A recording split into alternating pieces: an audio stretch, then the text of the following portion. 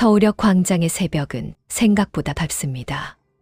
아직 해가 뜨지 않았지만 도심을 비추는 가로등과 버스 정류장의 불빛이 회색 공기를 얇게 깔아두고 있습니다. 바람은 차갑고 노숙인들이 모여있는 고가 아래엔 박스와 이불이 어지럽게 놓여 있습니다. 누군가는 이미 깨어 담배를 피우고 누군가는 담요 속에서 마지막 잠을 붙잡으려 합니다. 그 틈에서 한 남자가 조용히 몸을 일으킵니다. 어깨에 걸쳐 두었던 낡은 패딩을 고쳐 입고 돌돌 말아 둔 신문지를 옆으로 치우며 천천히 자리에서 일어섭니다. 올해 62, 김호준 씨. 그는 누구보다 느린 동작으로 구겨진 종이컵을 들어 남아있던 커피 한 모금을 삼킵니다. 차갑게 식은 맛이지만 그는 얼굴을 찡그리지 않습니다. 익숙한 듯 그냥 받아들입니다. 주위를 둘러보는 그의 눈빛은 경계라기보다 습관에 가깝습니다. 오랫동안 사람들 속에서 치열하게 살아온 사람의 남은 흔적처럼 보입니다. 이른 시각 출근 중인 직장인들이 그의 옆을 스쳐 지나갑니다. 누구도 그에게 시선을 오래 두지 않습니다. 그러나 그는 잠시 그들을 따라 바라보다 작게 혼잣말처럼 중얼거립니다. 저도 저기 서 있었던 사람이었죠. 그 말에는 미련도 분노도 없습니다. 그저 지나간 시간을 확인하는 듯한 단정하고 담담한 어조입니다. 그는 신발끈을 조여매고 천천히 광장 밖으로 걸어갑니다. 걸음은 느리지만 방향은 또렷합니다. 마치 이 새벽이 그가 움직여야 할 시간인걸. 오랫동안 몸이 기억해온 듯합니다. 바닥의 작은 돌멩이에 한 번 걸려도 그는 고개를 숙이지 않습니다. 허리보다 마음이 먼저 굽는 일. 그는 이제 하지 않습니다. 대신 조용히 깊은 숨을 들이켭니다. 오늘도 그냥 가보자. 밤새 깔아두었던 박스를 누군가가 재활용 수레에 싣고 갑니다. 그 장면을 뒤로 남기며 그의 하루가 시작됩니다. 특별하지 않은 하루, 누구에게도 눈에 띄지 않는 하루. 그러나 그에게는 이미 충분히 버티고 있는 하루입니다. 그의 뒷모습이 작게 멀어집니다. 서울역의 거센 바람 사이로 그의 발걸음만 묵묵히 이어집니다. 여기 근로소득 상위 1%였던 한 남자의 지금 이 순간이 있습니다. 20여 년 전 김호준 씨의 하루는 지금과는 정반대였습니다. 아침 6시 30분 도심 고층 아파트의 알람이 울리면 그는 가장 먼저 양복거리를 확인했습니다. 구김 없는 셔츠, 반듯하게 메어진 넥타이, 그리고 출근길에 들던 블랙 커피 한 잔. 엘리베이터 거울에 비친 그의 모습은 스스로도 인정할 만큼 단단하고 자신감 있어 보였습니다. 당시 그는 대기업 해외 영업부의 부장이었습니다. 실적은 늘 상위권, 팀장은 그를 믿었고 후배들은 선망했습니다. 출장은 일상이었습니다. 한 달에 10번 넘게 비행기를 탔지만 그는 오히려 그걸 자부심처럼 여겼습니다. 비행기 창문 아래로 도시 불빛이 보이며 그냥 내가 열심히 살고 있다는 느낌이 들었죠. 월급 명세서를 볼 때마다 그는 속으로 생각했습니다. 가난한 집 아들로 태어난 내가 여기까지 왔구나. 그러나 바로 그 성취감이 그를 서서히 무너뜨리는 첫 신호를 가려버리고 있었습니다. 첫 번째, 균열 건강.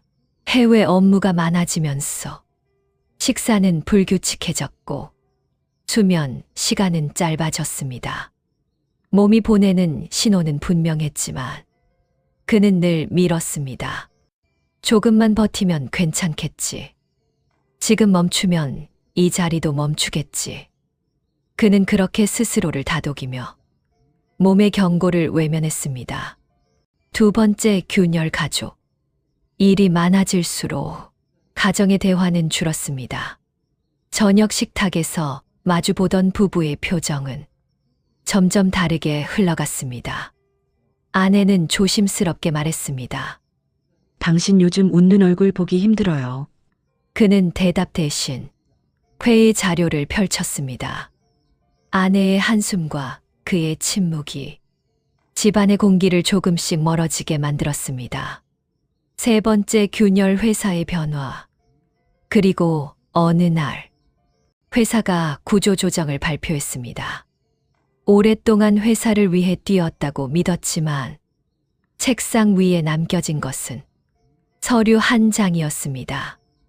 부장님 죄송합니다. 이번엔 대상자에 포함되셨습니다. 그는 사람들 앞에서 아무 말도 하지 않았습니다.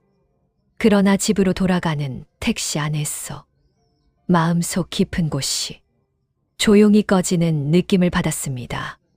퇴직금은 생각보다 빨리 줄어들었습니다. 병원비, 생활비, 카드값. 틈을 메우려 아르바이트도 해보려 했지만 돌아오는 대답은 대부분 같았습니다. 나이가 좀 많으시네요. 그가 믿어왔던 경력과 능력은 새로운 세상 앞에서 힘을 잃은 종이 한 장처럼 느껴졌습니다. 혼자 남는 시간이 길어질수록 그는 스스로에게 묻곤 했습니다. 나는 왜 이렇게 된 걸까? 아니, 어디서부터 어긋난 걸까? 그 질문은 지금까지도 명확한 답을 찾지 못했습니다. 하지만 분명한 건 하나였습니다. 그의 몰락은 하루아침에 생긴 폭풍이 아니라 몇 년에 걸쳐 서서히, 그러나 확실하게 삶 전체를 파고든 균열의 결과였습니다. 서울역에서 멀지 않은 골목. 아침 8시쯤이 되면 무료 급식소 앞에 사람들이 하나둘 모여듭니다. 누군가는 허리를 구부린 채 천천히 줄을 서고 누군가는 작은 비닐봉지를 꼭 쥔 채 옆 사람의 어깨만 바라봅니다. 그 틈에서 김호준 씨도 조용히 서 있습니다. 말을 먼저 걸지도 누구와 어울리려고 하지도 않습니다. 다만 줄이 앞으로 한 칸 움직일 때마다 그도 한 칸 따라 움직입니다. 그의 손은 군데군데 굳은 살이 박여 있습니다. 오랜 회사 생활보다 퇴직 후 마주한 여러 날들이 만든 흔적입니다. 배식받은 따뜻한 국물을 들고 그는 늘 그렇듯 구석 자리를 찾습니다. 사람 많은 곳보다 조용한 자리를 선호합니다. 국을 한 숟가락 뜨기 전 그는 습관처럼 주변을 살핍니다. 누가 자신을 보진 않는지, 혹시 시선을 피해 주어야 하는 사람이 있는지. 그 오랜 경계심은 직장 생활에서 다져진 관찰력일 수도 있고 세월이 만든 방어일 수도 있습니다. 식사를 마친 뒤 그는 길 건너 작은 공원 벤치로 향합니다. 어제 주워둔 중고 책 한 권을 꺼내 천천히 페이지를 넘깁니다. 책을 읽다가 문득 바람이 스칠 때면 그는 살짝 고개를 듭니다. 이게 이렇게 사는 것도 나쁘진 않네요. 그는 아주 작은 목소리로 말합니다. 누군가에게 들려주려는 말이 아니라 그저 스스로에게 확인하듯 말하는 톤입니다. 가끔은 일자리를 찾으려 희망센터를 방문합니다. 하지만 상담사가 묻는 첫 질문은 대개 비슷합니다. 혹시 건강 문제 있으세요? 체력은 어느 정도 가능하실까요? 그는 대답 대신 짧은 웃음을 지어 보입니다. 그 웃음은 달관이 아니라 이젠 놀라지도 않는다는 단단한 체념에 가깝습니다. 점심 이후 그의 발걸음은 자연스럽게 서울역 고가 아래로 향합니다.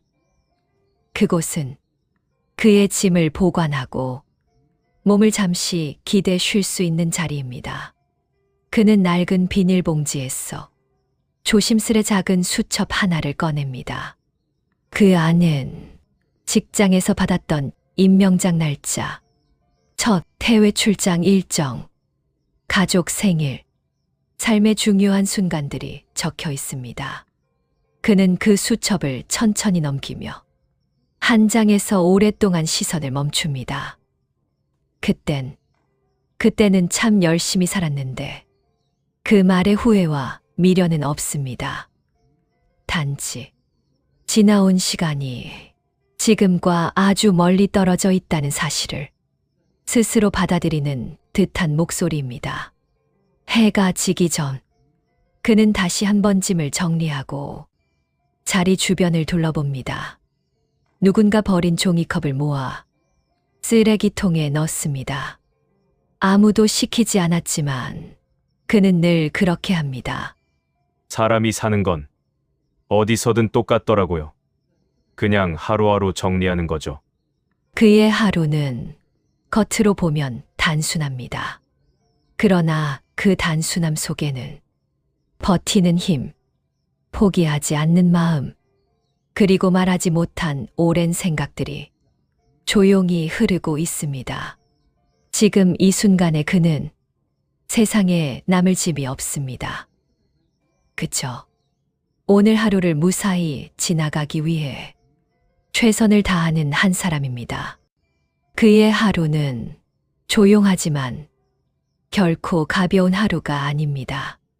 해가 저물면 서울역 고가는 다시 한번 다른 풍경을 만들어냅니다.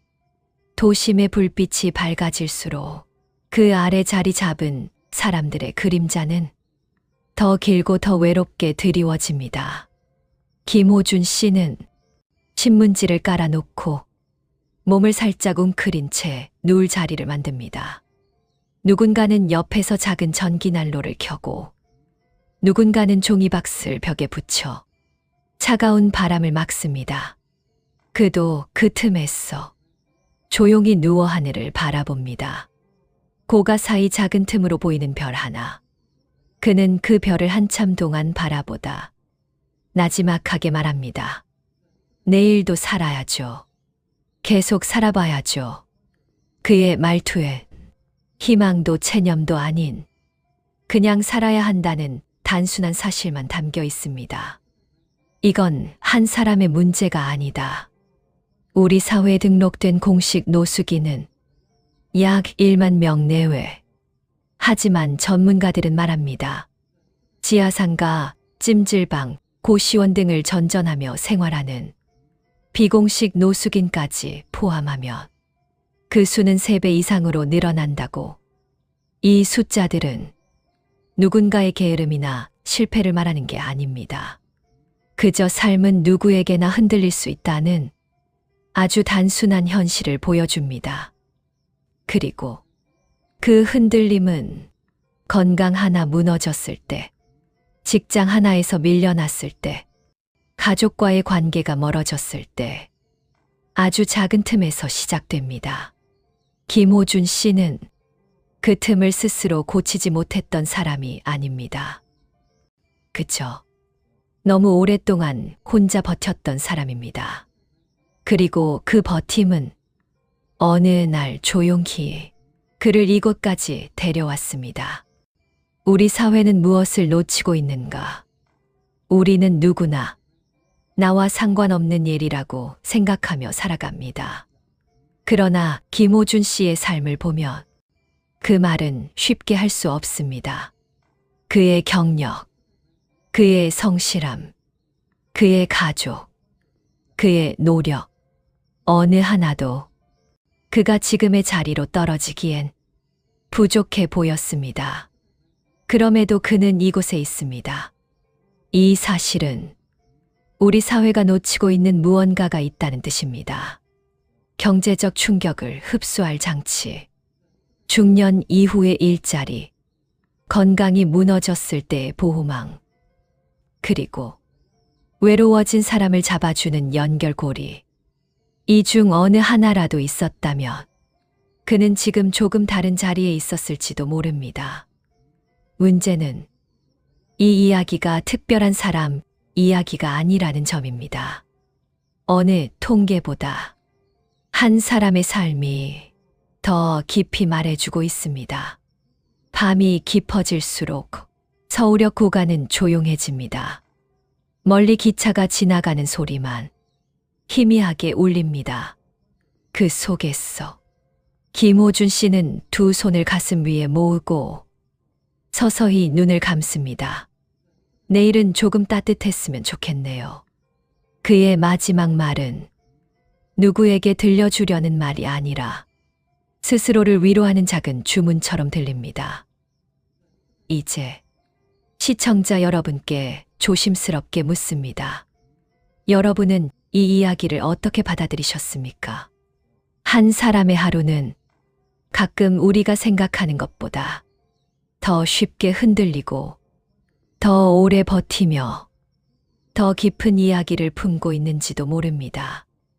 오늘도 마음 한 채와 함께 해주셨어 진심으로 감사합니다. 조용한 영상이었지만 마음에 작은 생각 하나 남았다면 좋겠습니다. 구독과 좋아요는 저희 채널이 큰 힘이 됩니다. 마지막까지 시청해 주셔서 고맙습니다.